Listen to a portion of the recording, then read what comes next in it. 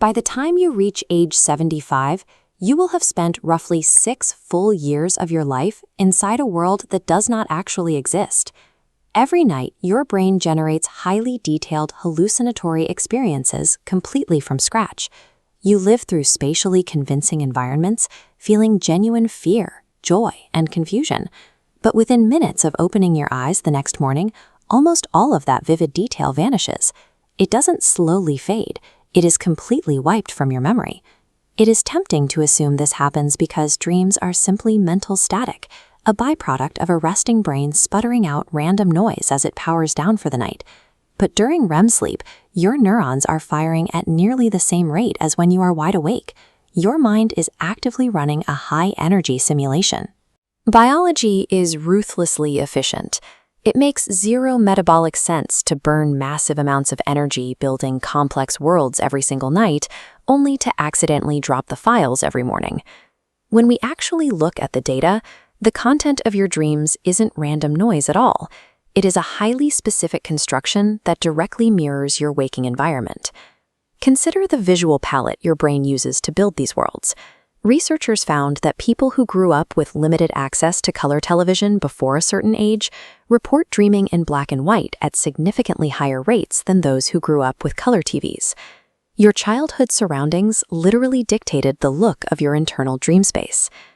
The people and situations that appear in your sleep are equally targeted.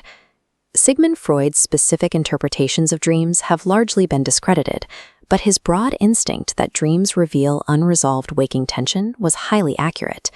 Decades of research by William Donhoff shows that if a scenario or person keeps repeating in your dreams, your brain has flagged it because there is a specific, unfinished emotional issue to resolve. You accept these bizarre, hyper-specific narratives as reality because of a mechanical shift in your head. During a normal dream, activity drops significantly in the prefrontal cortex, the part of the brain responsible for logic, critical thinking, and self-awareness. With that logic center powered down, you easily accept that your childhood home suddenly has 17 hallways. Because your brain is exerting this much control and burning this much energy to engineer these precise environments, the massive data wipe every morning starts to look very different. The deletion is an intentional feature of the system. You are not actually resting when you dream. If you've ever had a dream where you were being chased and your legs wouldn't move, your brain scheduled that experience on purpose. You are running an active evolutionary survival program. Cognitive scientist Auntie Ravenswoe calls this the threat simulation theory. Under this framework, the dream state evolved as a biological flight simulator. It gives you a consequence-free environment to practice high-stakes, dangerous situations without taking on any real physical risk. Ravenswoe's research found that threatening events are vastly overrepresented in dreams compared to real waking life. Your brain is deliberately drilling scenarios it considers worth preparing for, tapping into ancient evolutionary wiring that recognizes the physical value of practicing fear. What you experience in the moment as a terrifying nightmare is actually a highly successful biological protocol. Your brain ran a nightly rehearsal to give you a waking survival edge. Beyond physical survival, dreams also perform heavy emotional labor.